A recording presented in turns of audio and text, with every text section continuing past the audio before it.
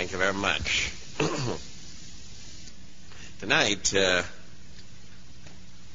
want to do a little more teaching than preaching. A subject like this has to be taught because there are so many explanations and there are so many facts that have to be alluded to. And we've really moved through the program tonight so that we could give the major time to teaching. Subject tonight is the Lord's Day in the New Testament. And I'd like to begin by differentiating between the Lord's Day and the Day of the Lord. Now, you'll read both phrases in the Bible. In 2 Peter 3:9, you'll read, "The day of the Lord shall come. As a thief it shall come. And the dissolution of everything man-made on this planet will take place at that time." Now, the second coming of Christ and the events that are connected therewith, you'll find that that's the day of the Lord. But whenever you come to that phrase, the Lord's Day, as in Revelation 1:10, I was in the Spirit on the Lord's Day. That's not talking about the day of the Lord. That's not talking about the end of the world. That's talking about a specific day of the week set aside by God for worship, set aside by God for celebration, set aside by God for fellowship. I'm trying to do a lot of things now. Right now, I'm trying to give you the significance of the Lord's Day. I'm trying to give you the why of a Lord's Day. Mankind has to have a day of celebration. Number one, man has to have a day of fellowship with his fellow beings. Number three, man has to have a day of worship.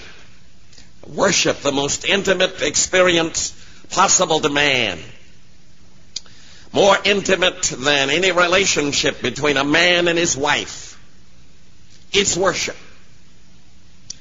Where the hot breath of the Holy Spirit sweeps over the soul, bringing cascading waves of celestial movement to the very core of man's being, where God actually gets in man at his very essence, where man is, and induces worship, adoration. Now, man looks at his wife and says, "I adore you." That's the wrong word. Only God is to be adored. Because adoration is worship. And a man should never worship another human being. Don't you ever forget that. So then, man needs a day of fellowship. Man needs a day of worship. Man needs a day of rest. Don't you? More now than ever, don't you? You need a day of escape from the cares of the workaday world, where today, in this industrial age, the pressures on man are of such that he would crack up if he couldn't get away from it all. And God gave man 24 hours of absolute immunity to secular affairs. What a blessing. And that's called the Lord's Day. And that's what it's all about. Now, at the risk of being redundant, meaning repetitive, I'm going to say that again. Man needs a day of celebration. Amen. Some of you said, celebrate what? Well, celebrate your being alive if you can't think of anything else. You're still here. Come on out on the Lord's Day and celebrate your being. Amen. Didn't Shakespeare say it? To be or not to be? That is the question. Well, then you are. In the name of heaven, celebrate it. Amen. Now, you say, celebrate what? Celebrate God. Man, I'm so glad God is that I need a day just to celebrate Him. Talk to me. That's what the Lord's Day is all about. Celebrate your being. Celebrate God's being. A bright young thing slipped up to me on the college campus. He'd read Kant, the atheistic philosopher, and he was feeling really wise.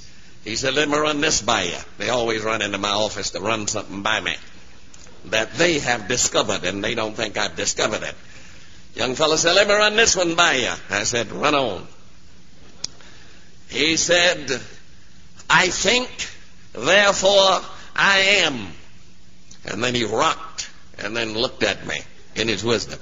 Boy, he had something heavy on his brain. Hey, glad you're back on that organ there. Where you been? Don't let me miss you anymore unless you dead, sister. Y'all excuse me, I just had to let her know we've been missing her.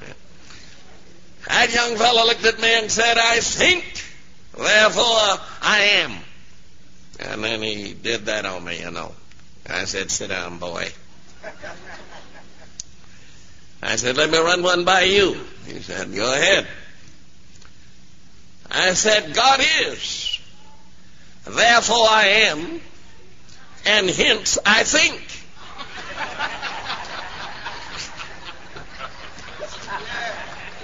Now that was heavy. I said, young fella, how in the world can you think if you are not? I think, therefore I am. No, you got to be to think. Amen. So Kant was wrong. But then how can you be if God is not? So then once again I'll run this one by you. God is, therefore I am, and hence I think. Amen. Talk to me. Amen. Now, the Lord's Day celebrates the fundamental, foundational fact that God is. And the fool has said in his heart, there is no God. And then the Lord's Day celebrates that I am. And then the Lord's Day does more. I'd like to celebrate that I not only am, but I have control of my mind. Just being sane is something to rejoice over in this crazy world. And the world is nuts. I don't want to stop and prove that. So now this Lord's Day then is something very vital. It's something very, very essential to our physical and mental well-being. Because we rest spiritually, physically, and mentally. Sears Roebuck doesn't bother me on the Lord's Day. The paper boy came by my house on the Lord's Day, and I said, son, see me tomorrow. I don't pay any bills today. This is the Lord's Day. The only thing I do is pay my church dues today. I'll see Montgomery Ward Monday. Now, do you understand what the Lord's Day is all about? There's no need of talking about the Lord's Day unless you know how important it is to you. 24 hours of rest from pressure. I don't let anybody put any pressure on me on the Lord's Day. Why? It's the Lord's Day, not yours. So get out of my way. Don't bring me any reports on anybody on the Lord's Day. Wait till next week and then forget it.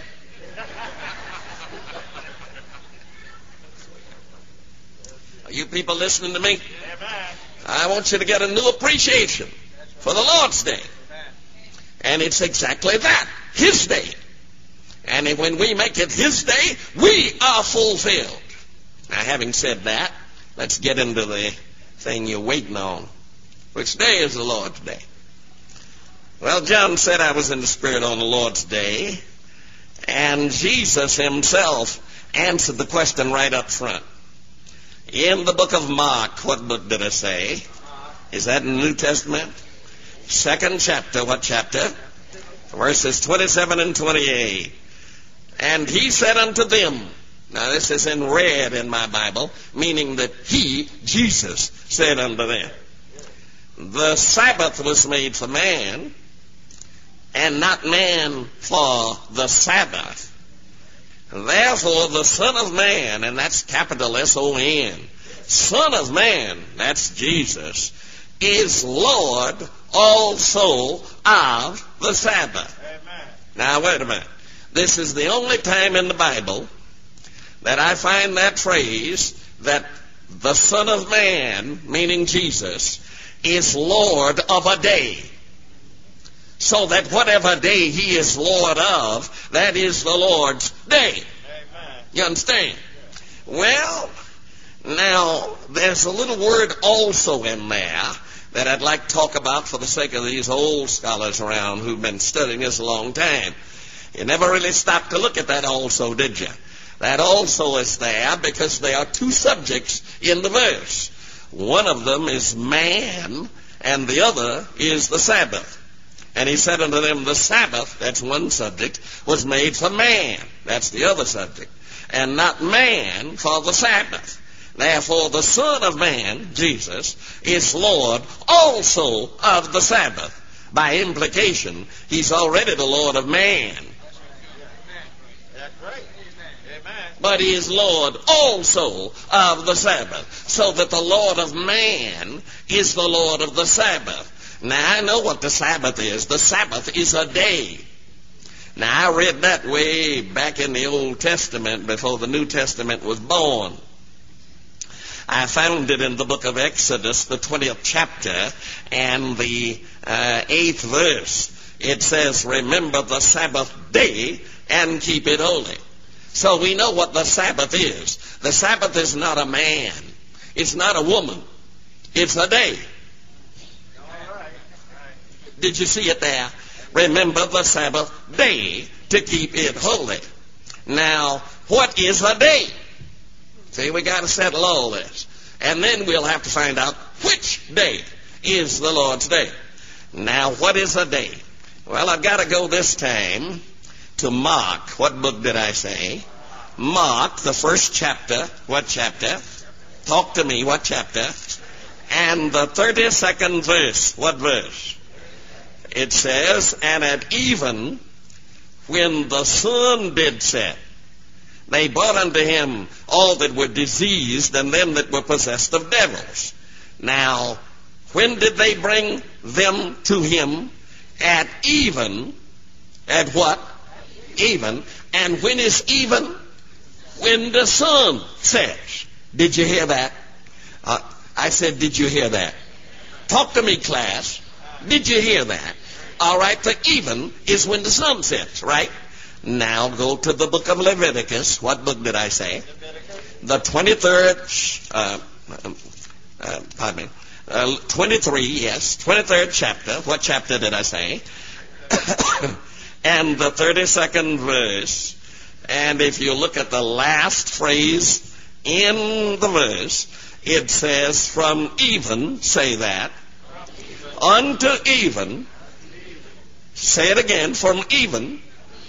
You say it on this side. From even unto even. Together shall ye celebrate your Sabbath. Now, when is the even? The even is when the sun sets. Huh? And the book says, celebrate your Sabbath from what? Even until even. You got that? And the book says, remember the Sabbath what? Day. So a day is from what? Even until even, or from sunset until what? Sunset. So now we know what a day is, don't we?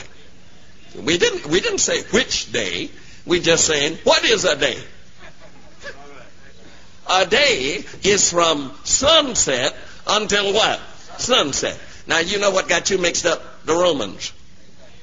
The Romans came along, and you know how they define a day? From 12 o'clock until what? 12 o'clock.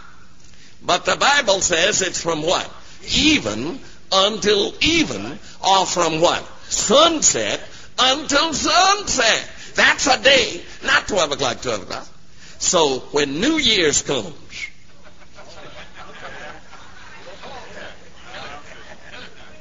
are you listening to me? When New Year's comes, and they wait till 12 o'clock to blow the whistles at the factory, ushering out the old year and bringing in the new, they are 6 hours late. Amen. The new year got here when the sun went down. Talk to me. And it's been in here laughing at him. Old Father Time with the beard, you know. All right. Now, that's all right, don't worry about it. So now, here we have it. From even until even makes a day. What that really means is that the sacred time called the Lord's Day is from sunset one day to sunset at the end of the day. Now, don't you ever forget that. Now, that being true, which day is the Lord's Day, since the Lord's Day was said by the Lord to be the Sabbath day? I am Lord of the Sabbath. If I can find Sabbath, I've found the Lord's Day. Well, in the book of Isaiah, what book did I say? The 58th chapter. What chapter? And the 13th verse. We'd like to nail that down as to what day is his day. And it says, if thou turn away thy foot from the Sabbath, from doing thy pleasure on my holy day. Now, ladies and gentlemen, this isn't my day. And it isn't the Jews' day. And it's not the Gentiles' day.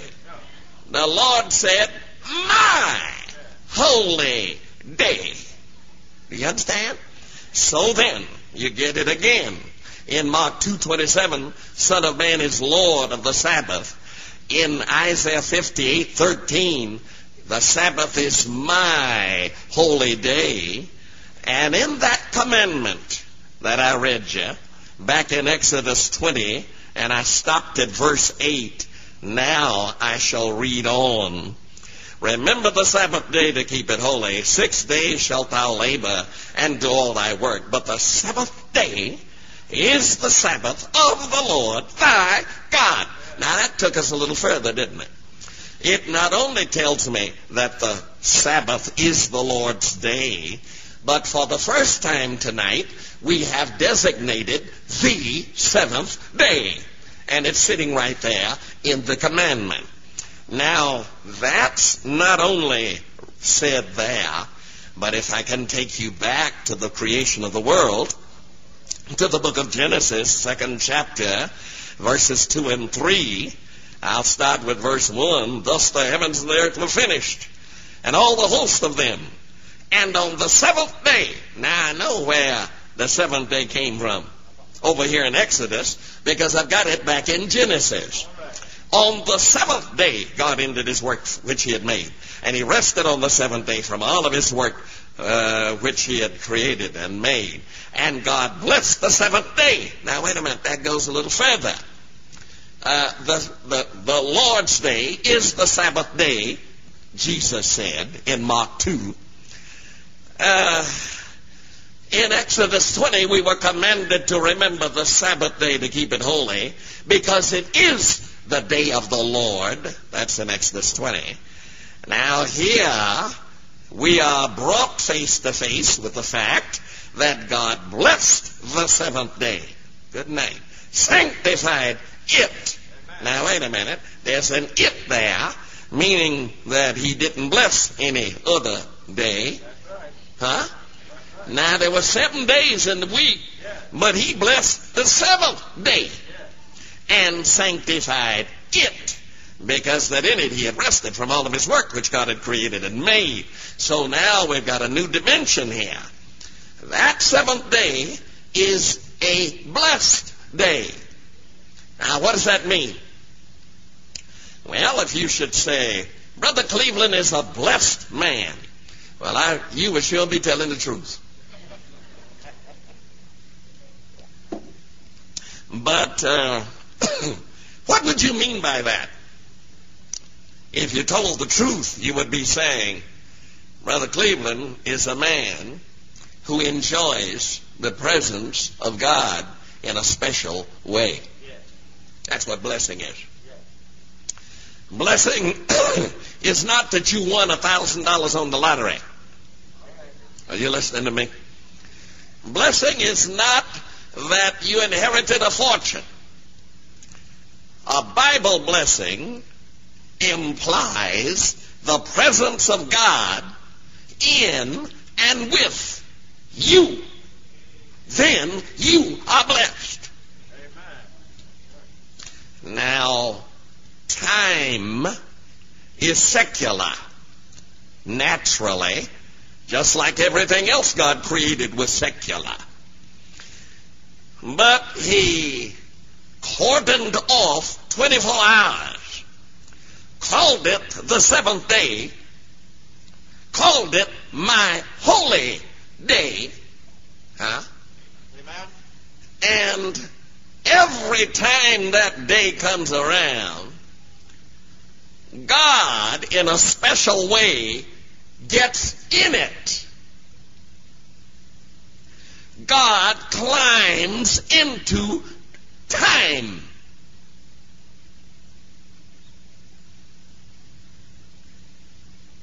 Just like God climbs into people.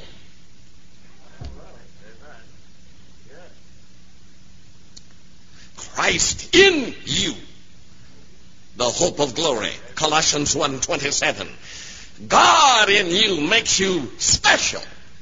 The Bible uses a word for you when he gets into you. He uses the word holy. Now, he doesn't really mean that you're holy intrinsically, but you are made holy by his presence in you. And he said, it better not bother you if I'm in you either. Be better for them to be put in the middle of the sea with a weight hung around their necks than to mess with a man that God is in. You wait till Wednesday night, boy, I got something for you. Some of you folk are afraid of your enemies and a lot of stuff. We'll clean all that up. But now tonight, I am saying that there are 24 hours of every week that God has laid his presence on and in, and the time is holy time. In it thou shalt not do any work, he says, because it's mine and I've sanctified it. Whatever day that is. Now let's get a little closer. Now, Genesis 2 and Exodus 20 called it the seventh day, obviously of the week. How do I know? Because the first chapter talks about 6 days of creation.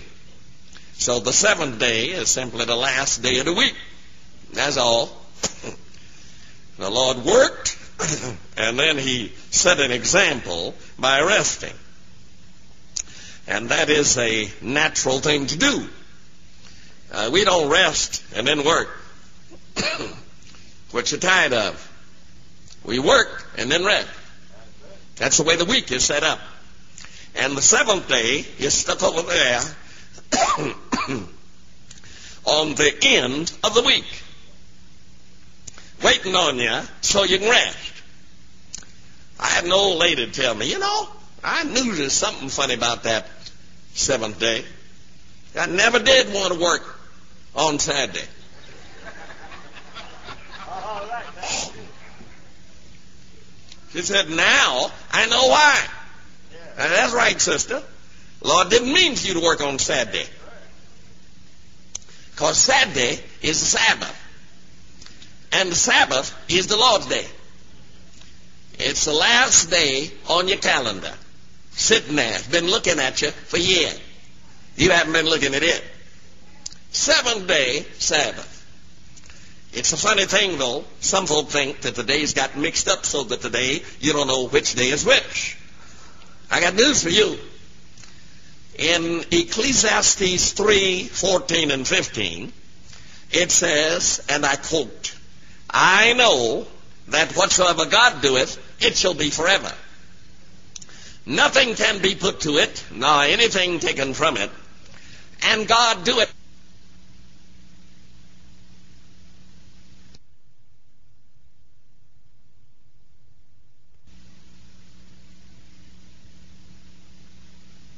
I'm reading. That which hath been is now. Verse 15. And that which is to be hath already been. And God requireth that which is past. Now wait a minute. What you just heard is that man can't mix up what God put down here. All right.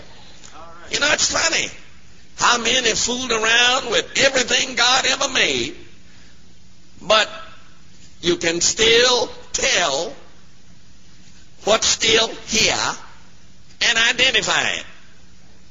Gets a little hard sometimes, but you can still identify it. Let's see if I know what I'm talking about. God made the sun, creation. Yeah. You know what the sun is? Made the moon. You know what a moon is? How'd you get married without the moon? Come on. You know what the moon is. Know what the stars are? Still hanging out there. Whatsoever God doeth shall be forever. That's what the book said. What about fish? Men go out and fish, and somehow the mother fish give birth to more fish, and the fish go on and on and on in spite of fishing men. Whatsoever God doeth shall be what? Forever. Look at man. Man been killing men ever since Cain killed Abel. For every kid killed, every man killed, 2 or 3 kids are born, so that we're suffering from overpopulation of the earth right now. Not enough food to feed the babies being born. And by the way, there was a baby born today. And I told that papa, where is he? Stand up, brother. Let me see you. Where are you? Yeah, there he is. Tell papa. I'm gonna give you a Bible for that baby. You catch me on the way out, yeah? All right, baby got here. That baby's up holding the wood. Whatsoever God doeth shall be forever. They'll fight some more wars, kill off some more people. But boy, it seems that doing war, more babies get born than men get killed. So we wind up with more folks than we had before they started killing them. Are you listening to me? Whatever God doeth shall be forever. Nothing can be put to it, nor anything taken from it. You better remember that. By the way, that's scientifically true, too. Nothing has ever really disappeared from this planet. Men may... matter can neither be created nor destroyed. You learn that in school. Men may rearrange things, but they can't dissipate anything, and they can't create anything. Think about that for a week. All right. So then, whatsoever God doeth shall be forever. And when the 7th day came, the Lord blessed it, sanctified it, and rested on it, and then commanded man, remember my day and keep it holy. So nothing got lost. The Lord said, I won't let it get lost. And I believe him. What do you say? As a matter of fact, when I get to the New Testament, this is what I find. I told you I'd give you some New Testament business here. Mark the 15th chapter and the 42nd verse. Will you look at that? This is what it says.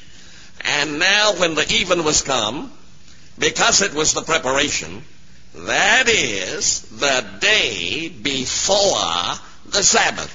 Now Jesus said the Sabbath is the Lord's day. Jesus called it his holy day. And the day of the crucifixion here is called the day before the Sabbath. Now, when was Christ crucified? Well, on Good Friday. Now, you tell Armstrong that I said that. You hear me? Tell old man Armstrong to quit talking about crucifixion being on Wednesday. I can prove it was on Friday. Right in the Bible. In the book of Luke. What book did I say? Luke chapter 24 and verse 21. Will you think with me just a minute here? But we trusted that it had been he which should have redeemed Israel. And beside all this, today is the third day since these things were done. Wait a minute. What things were done? Look at the verse above it. It says they're talking about crucifixion. And these two disciples were on the way to Emmaus, and they were joined by Jesus, and they didn't know it was Jesus. And they were telling him all about his own crucifixion, not knowing that they were talking to the Lamb of God that had already died and was resurrected. And the Bible says, today, meaning the day that they were talking and walking with him, is the third day since these things were done. So if I can find out what day that was that they were walking and talking, then, ladies and gentlemen, I've got the day of the crucifixion. Because one of those men said, today, whatever day that is the third day since the crucifixion. Well, now I've got it. I found what day that was that they were walking and talking. It didn't take much searching to do to find it, because it's right in the chapter. Look at the first verse. It says, now upon the first day of the week, very early in the morning, they came into the sepulchre and all that. Now, what day of the week was that? That was the first day of the week, better known as Sunday, the day on which Christ rose. Now, you know he rose on Sunday, didn't you? Well, if you didn't know it, turn to Mark 16:9. It says, and now when Christ was risen early, the first day of the week. So we know what day he rose. Is that clear? All right. Now, it is on the first day of the week, the same day that he rose, that he's walking along with these men and talking with them about the crucifixion. Now, look at verse 13. And behold, two of them went that same day. Airtight. The Radio Church of God would dissolve if they'd ever read this. Armstrong would have to come join me if they'd read this. It says, and they went that same day to the village of Emmaus. So it was on the first day of the week, that same day that Christ rose from the dead, that he was walking and talking with these disciples, and one of them let go this telltale clue. Today, which is Sunday, is the third day since these things were done. All right. If Sunday was the third day since the crucifixion, count with me. Sunday, Saturday, Friday.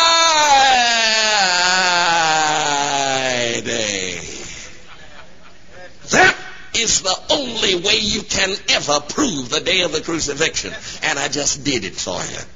Don't you ever forget that. So we know the day of the crucifixion. And in Mark 15:42, go back there now.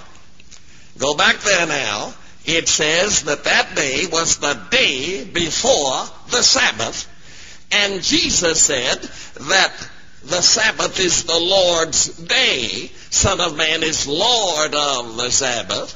If you take away your foot from the Sabbath, from doing your pleasure on my holy day, remember the Sabbath day to keep it holy. 6 days shalt thou labor and do all thy work. 7th day is the Sabbath of the Lord thy God. So that when John said in Revelation 1:10, I was in the Spirit on the Lord's day, it's simple that the Lord's day is the 7th day. 7th day is the Sabbath day. Sabbath day is the day after the day of the crucifixion. Why, it was called, the day of the crucifixion was called in Mark 15:42, the day before the Sabbath. And in Mark 16 and verse 1, it says, and when the Sabbath was past, Mary Magdalene and the rest of them came to the sepulchre. So the Lord's day is the day before the resurrection, not the day of the resurrection. Nowhere in the Bible do I read that the day of the resurrection is the Lord's day. But again and again I read that the day before the day of the resurrection is the Sabbath, is the Lord's day, is the seventh day, is Saturday, is Saturday.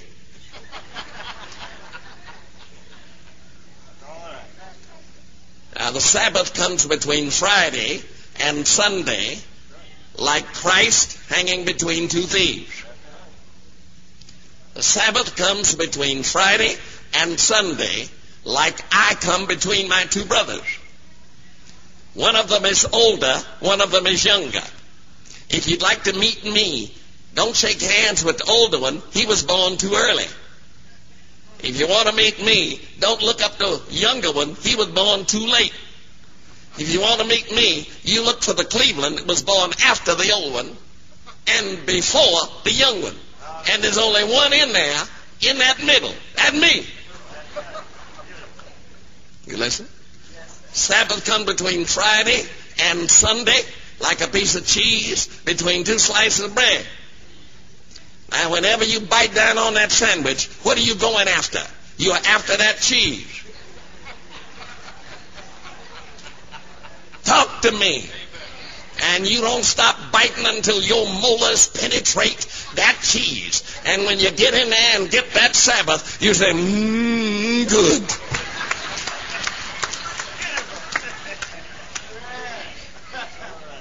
Now, do you understand? I'd like to tell you how the days of the week got their names. Well, the Egyptians did it first, and then the Romans got it from the Egyptians. Romans got a lot of things from the Egyptians. But this is one of them. Some good, some bad, some indifferent. But this is one of them. And they named the first day of the week in honor of the sun that shines, because to them, the sun was the god. The Egyptians worshipped Balder, the sun god. They worshipped Isis and Osiris, and all of these were related to this S-U-N, and it shines, and they couldn't see anything bigger, so they worshipped that, see?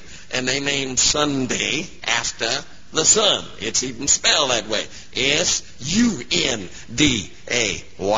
Got that? And they called it Sun's Day. They named Monday after the moon, and they called it Moon's Day. This is how they got the names. It's all sitting up in history, so I just read it and I'm laying it out here. Third day, they called it Tithe Day. Fourth day, they called it Woden's Day. Fifth day, they called it Thor's Day. See? When I was a boy, they used to tell me the old Thor, the Greek god of thunder, was beating his wife over the head with a hammer when it would rain and the sun was shining at the same time. Any of y'all old enough to remember that? Don't try to argue. You know all about that. Yeah, sure. Trying to argue on. All right. Now, that's Thor's Day. And then, of course, Friday was named after the god Frigga, and it was called Frigga's Day. And Saturday was named after the planet Saturn. That's why it's called Saturn's Day. And, of course, folk got in so big a hurry they couldn't, as things sped up like airplanes flying and all that crazy thing. Men started even walking faster. Then they started talking faster, and they didn't have time. Said, come over and eat dinner with me this coming Sun's Day. They got time for all that stuff. Said, where you going for dinner? Sunday. Moon's Day became Monday. Time's Day became Tuesday. Woden's Day became Wednesday. Thor's Day became Thursday. Frigga's Day became Friday. And Saturn's Day became Saturday. And who stops to say Saturday? Except the educated people. So now, the way I operate, they say Saturday. Now, let me tell you something. What you want to remember is that Saturday is the Lord's Day, the Sabbath day of the New Testament. And Jesus kept his own day while he was here. Now, you find that in the book of Luke. And I want my ushers to get those lectures ready for when the people go out, and they can take some of this home with them. All right? So we got the book of Luke, haven't we? Huh? We've got the 4th chapter, haven't we? And we've got the 16th verse. And he came to Nazareth. That's talking about Jesus, where he had been brought up. And as his custom was, he went into the synagogue on the Sabbath day and stood up to read. Now, there's a little phrase in there that gives him away. It says, as his custom was. So Christ's custom was to keep the Sabbath, the 7th day, Saturday, the Lord's day. What is your custom? Now, as I look at the apostles, and then I'm going to close with one more little bit of dessert. As I look at the apostle Paul, I find in the book of Acts, what book did I say? The 18th chapter and the 4th verse, these revealing words. And he, Paul, reasoned in the synagogue every Sabbath and persuaded the Jews and the Greeks. So the Gentiles were going to church on the Sabbath. As a matter of fact, in Acts the 13th chapter, verses 42 to 44, I read those words explicitly. 42, when the Jews were gone out of the synagogue, the Gentiles besought that these words might be preached to them the next Sabbath. Verse 44. And the next Sabbath day came almost the whole city together to hear the word of the Lord. Those people were worshiping from Sabbath to Sabbath, not from Sunday to Sunday. Now that brings me to this last little quick thing. I would do you a disservice if I sent you home and didn't tell you how men started keeping Sunday. And I can do this in 5 minutes. Write this down. In the year A.D. 125. Now come on, you old soldiers now. I'm giving you some new dates. Don't sit up here like you know all this. Just start writing. Look down and look like you're writing. In A.D. 125, a man by the name of Sixtus introduced the subject of honoring the day of the resurrection, the festival of Easter. 75 years later, in A.D. 200, a man by the name of capital Victor, noticing that the annual festival of the resurrection was not catching on fast enough, proposed the institution of civil penalties on anybody that did not observe the annual festival of the resurrection known as Easter. You got that? In A.D. 314, a Roman emperor by the name of Constantine wrote a law, which I have in the back of my Bible, in Latin, in which he designated Sunday as a weekly celebration of the Lord's resurrection. A Roman emperor now. His name? One of the Constantines. There were 7 of them. But this one got us in trouble. And he ordered all civil servants, everybody that worked for the Roman government, wherever in the world, should observe the weekly festival of the resurrection under the threat of imprisonment or worse. On March 7, A.D. 321, now that's your date. On March 7, A.D. 321, Constantine decreed that not only civil servants, but wherever men walked the earth, they were to cease keeping the 7th-day Sabbath of the Bible and instead observed the weekly festival of the resurrection known as Sun's Day. In A.D. 336, the Roman Catholic Church borrowed Constantine's law, and at the Council of Laodicea, that ran from 336 to 364, they passed 150 laws against keeping the seventh day, Saturday, the day that God originally set apart for worship, for celebration, for fellowship, for rest. The Roman Catholic Church officially adopted the day designated by Sixtus, Victor, and Constantine. And in the year 330, let's fall back a bit, Constantine moved his capital from Rome to Istanbul, and it became known as Constantinople. And he left Rome to the Pope. And the Pope took over. And the Pope had access to Constantine's armies. And when during the Council of Laodicea, 336 to 364, they tried to blot out the Sabbath, and they transferred all of the privileges and responsibilities of Sabbath observance, and I'm quoting, are now conferred on Sunday, first day of the week, day of the sun, dies solis, venerabilis dies solis, do it all. The venerable day of the sun, I'm quoting.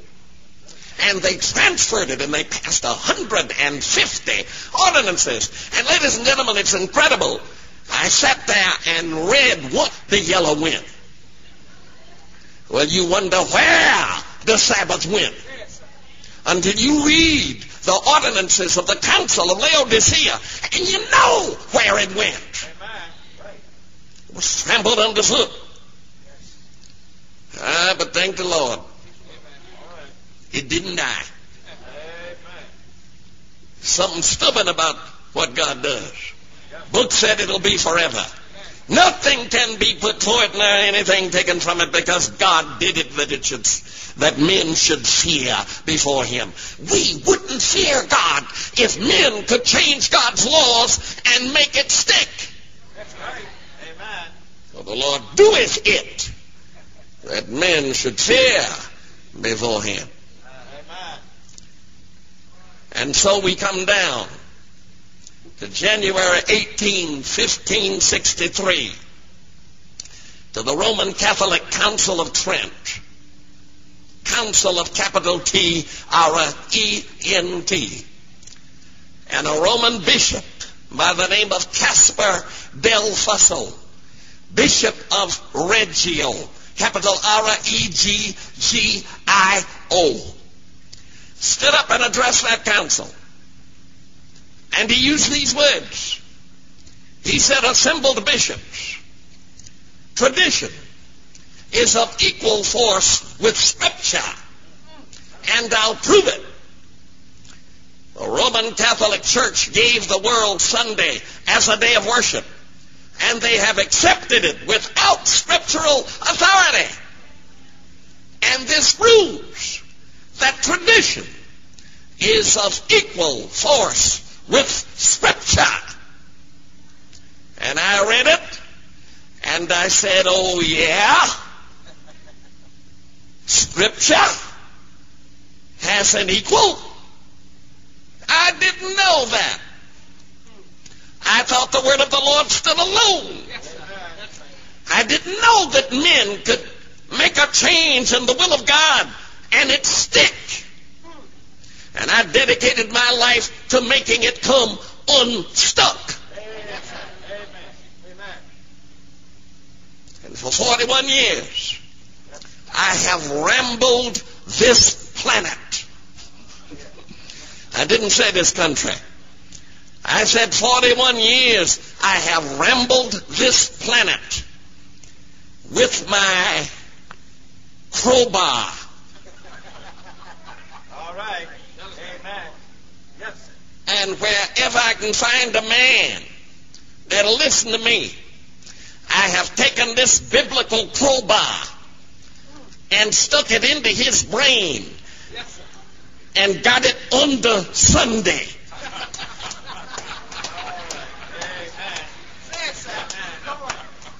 Are you listening to me?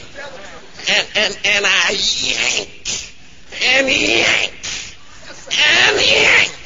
And sometimes Sunday's been in that head so long that the nails are rusty.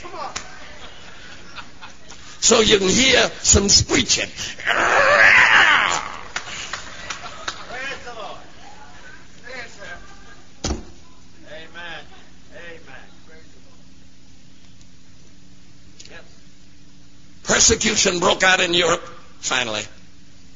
And then we're going to bring something sweet on. We're going to bring Dwayne on with a sweet song to make you feel good enough to come back Wednesday.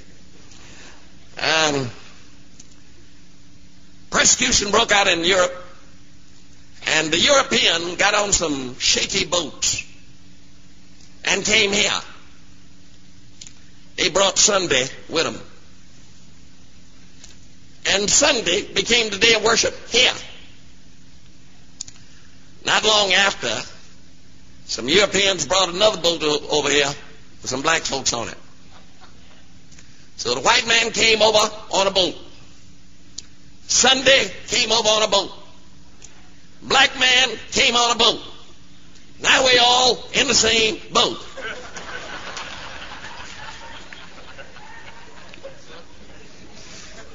You know I'm telling you the truth. If you never even heard it before, you know it's the truth. You know it. Down in your heart, there's something telling you that man sure ain't lying. So now the white man come on the boat, brought Sunday on the boat, went back out, got us on the boat, brought us over here, we're in the same boat. White man taught the black man Sunday. Black man taught his children Sunday. His children taught his children Sunday. And his children taught his children Sunday. And his children taught his children taught his children taught his children Sunday. And his children taught his children Sunday. And his children taught his children taught his children taught his children Sunday. Until your great-great-great-great-great-grandmother taught your great-great-great-great-grandmother Sunday. Your great-great-great-great-grandmother taught your great-great-great-grandmother Sunday. Your great-great-great-grandmother taught your great-great-grandmother Sunday.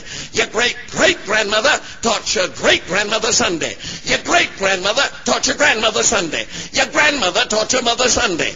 And when you were born, Mama started saying, ain't it a sin to work on Sunday? Ain't it a shame? And that's how you got Sunday. Now go back and read your Bible. It says, remember the Sabbath day and keep it holy. 6 days shalt thou labor and do all of your work. But the seventh day, I said the seventh day. I said the seventh day, singular. And the, you English linguicians, the is a definite article. And whenever the comes in front of a number, you can't wiggle. That's right. Amen. The seventh day is the Sabbath of the Lord thy God. In it thou shalt not. Come on, sing, Dwayne. Let's go home. Amen. Amen. More now than ever, don't you? You need a day of escape from the cares of the workaday world, where today, in this industrial age, the pressures on man are of such that he would crack up if he couldn't get away from it all. And God gave man 24 hours of absolute immunity to secular affairs. What a blessing. And that's called the Lord's Day.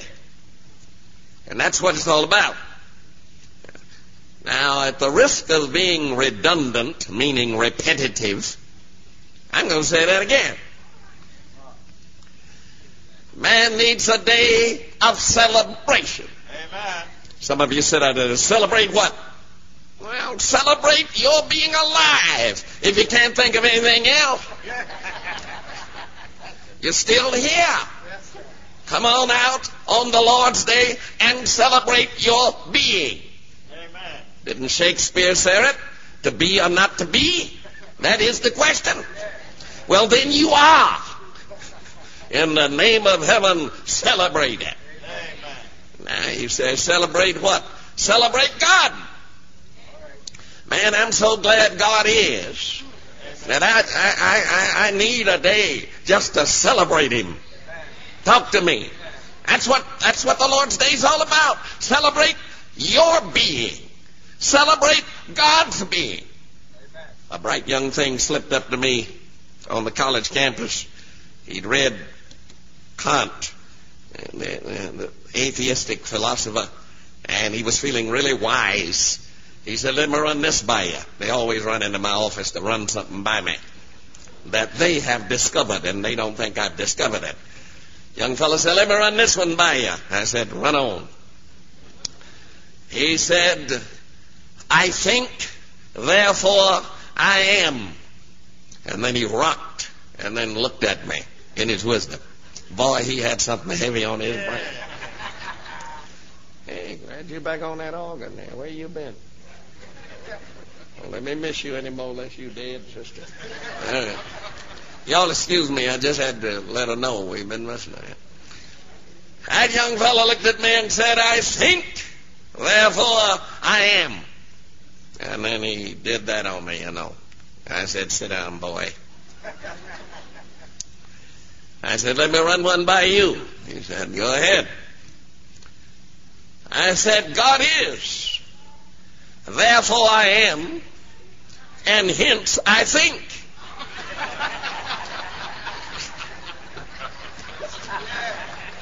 Now that was heavy. I said, young fella, how in the world can you think if you are not? I think, therefore I am. No, you got to be to think. Amen. So Kant was wrong. But then how can you be if God is not? So then once again I'll run this one by you. God is, therefore I am, and hence I think. Amen. Talk to me. Amen. Now, the Lord's Day celebrates the fundamental, foundational fact that God is. And the fool has said in his heart, there is no God. And then the Lord's Day celebrates that I am. And then the Lord's Day does more. I'd like to celebrate that I not only am, but I have control of my mind. Just being sane is something to rejoice over in this crazy world. And the world is nuts. I don't want to stop and brew that. So now this Lord's Day then is something very vital. It's something very, very essential to our physical and mental well-being. Because we rest spiritually, physically, and mentally. Sears Roebuck doesn't bother me on the Lord's Day. The paper boy came by my house on the Lord's Day, and I said, son, see me tomorrow. I don't pay any bills today. This is the Lord's Day. The only thing I do is pay my church dues today. I'll see Montgomery Ward Monday. Now, do you understand what the Lord's Day is all about? There's no need of talking about the Lord's Day unless you know how important it is to you. 24 hours of rest from pressure. I don't let anybody put any pressure on me on the Lord's Day. Why? It's the Lord's Day, not yours. So get out of my way. Thank you very much. Tonight, I want to do a little more teaching than preaching. A subject like this has to be taught because there are so many explanations and there are so many facts that have to be alluded to. And we've really moved through the program tonight so that we could give the major time to teaching. Subject tonight is the Lord's Day in the New Testament. And I'd like to begin by differentiating between the Lord's Day and the Day of the Lord. Now, you'll read both phrases in the Bible.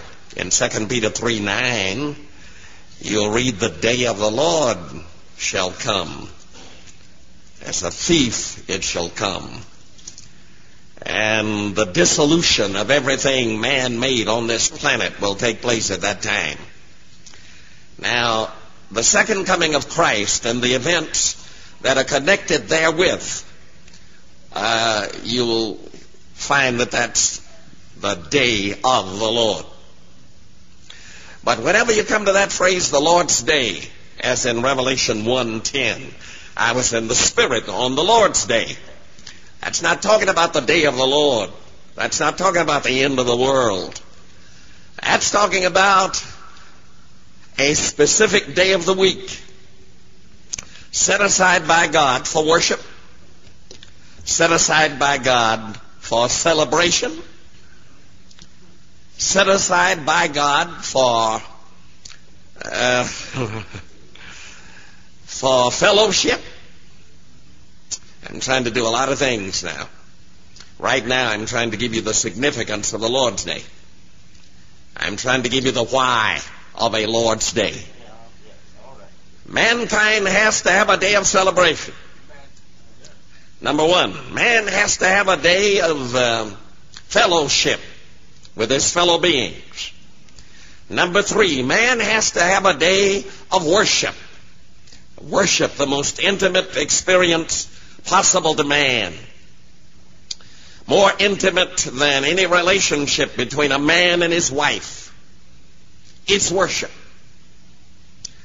Where the hot breath of the Holy Spirit sweeps over the soul, bringing cascading waves of celestial movement to the very core of man's being, where God actually gets in man at his very essence, where man is, and induces worship, adoration. Now, a man looks at his wife and says, I adore you. That's the wrong word. Only God is to be adored. Because adoration is worship. And a man should never worship another human being. Don't you ever forget that. So then, man needs a day of fellowship. Man needs a day of worship. Man needs a day of rest. Don't you?